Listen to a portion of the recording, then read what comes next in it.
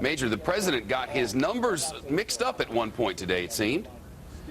That's right. He was talking about what the Senate bill, which is the base of the new proposal the president has for a final push for health care reform, would do to health care savings and the budget over the next decade. Let's take a quick listen.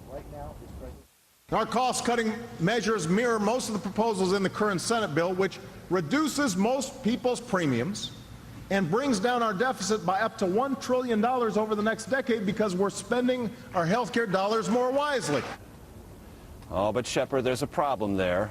The Congressional Budget Office, whom the president cited as the source for that $1 trillion figure, disagrees, saying the health care reform proposal would save $132 billion in its first decade, maybe as much as $1 trillion in its second decade, but the CBO adds that's a very flimsy estimate, not really meaningful, the CBO says, because it's so hard to project cost savings that far down the road. Major, he set another deadline next week, March 18th, as I mentioned. Why does it really matter, and how's it going over on the Hill?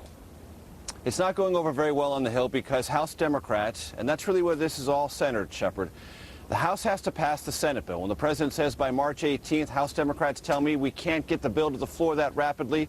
We don't have a bill to produce yet. We can't even count votes yet. But here's the reason the president wants March 18th action in the House. The Senate is scheduled to leave, as is the House, on March 26th for a 2-week Easter recess.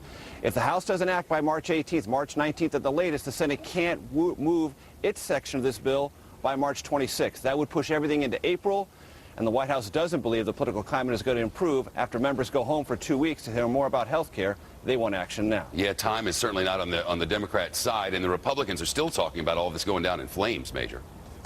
Predictably, Republicans from the sidelines say, you can't do it, you can't do it. House and Senate Democratic sources tell me there's still a way, but it's going to be difficult. Meanwhile, the Republicans on the sidelines say, you'll never get it done. Here's Mitch McConnell, the Senate Minority Leader.